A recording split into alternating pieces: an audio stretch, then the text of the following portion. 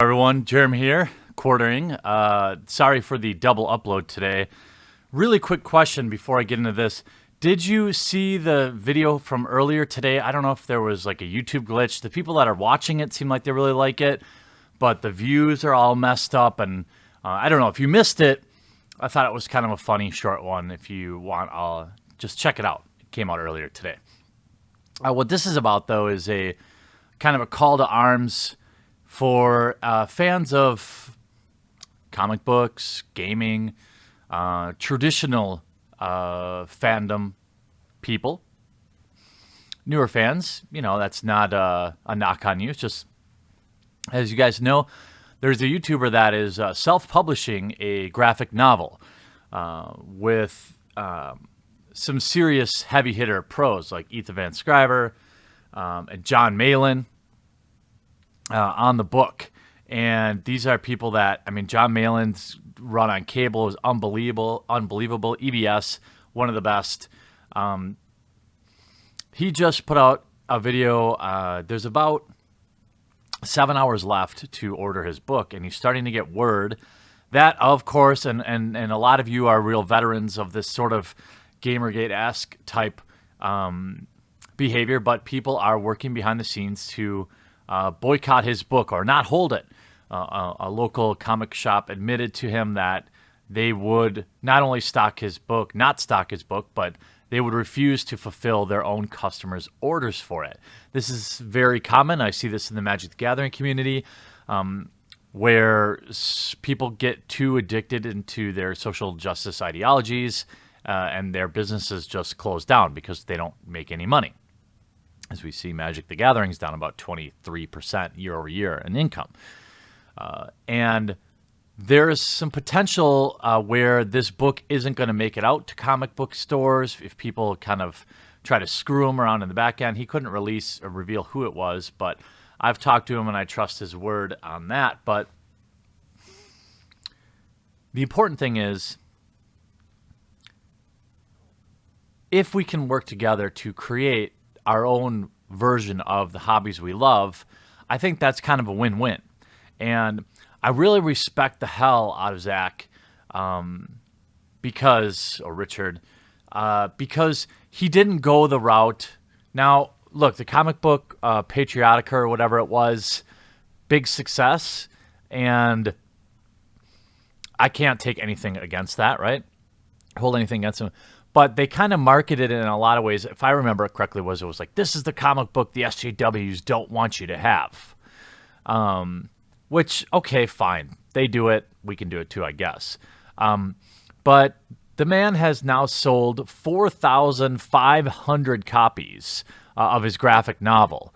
And I want to just point that out, and I feel like it should be celebrated. And with only 7 hours left, if you're a fan of just apolitical comics or graphic novels, check out his Indiegogo if there's time. There's a few hours left.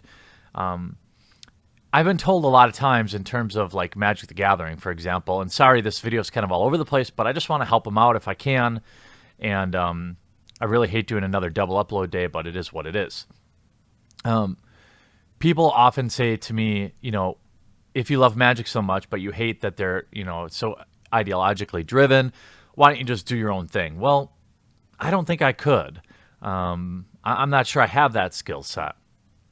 And this channel, Diversity in Comics, showed us that for years, people have just been, his detractors would just say, oh, yeah, you're not creating anything of your own. You're just shitting on everything else. Well, now he's done it. And this would be one of the top selling graphic novels if Comicron actually came out and covered it, like number 1 or number 2, I think. And remember, he did this with no mainstream cover. Let's be honest, I'm just going to be real here. If Richard was a POC, everybody would be covering this book, right? Kotaku, Polygon, Bleeding Cool, everybody would be singing his praises, and he probably would have doubled in his sales. So with a chance to hit 5,000 copies, that's a lot for a graphic novel. That's a lot. doing it with basically, and I can't discount the colorist, the John Malin, Ethan Van Scriver, everybody sharing this, people that backed it, shared it. And I feel like this is a really good statement. 5,000 people get together and buy the type of product that they want. You can start to believe in that there will be, where there's a demand, where there's a market demand, somebody's going to fill that market demand. And that's what Jawbreakers Lost Souls is all about. And now you're getting like 3 stories and you're getting all sorts of extras.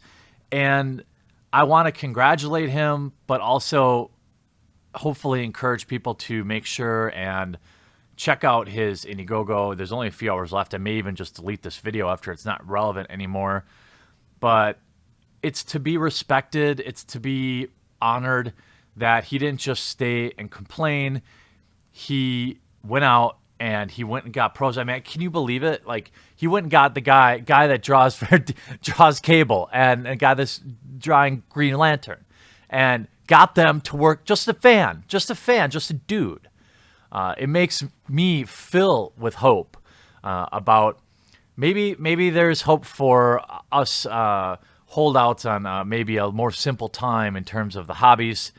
Certainly, I'm hoping that trading card games get break free of this, get back to what made them great in the first place. But congratulations, Diversity in Comics, Ethan Van Scriver, John Malin, and I look forward to seeing literally nobody cover this in the entire media realm, because let's face it, that's what's going to happen. And I'm actually hearing more stories too that the artists on this book are getting bullied by other comic pros. What a surprise!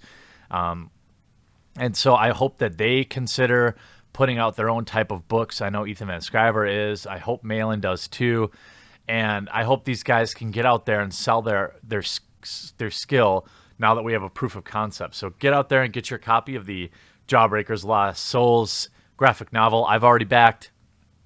Hope you guys have a great night. I'm heading over to live stream on Unsleeved Media. I'm doing my call-in show over there on Wednesday night. Talk to you again real soon.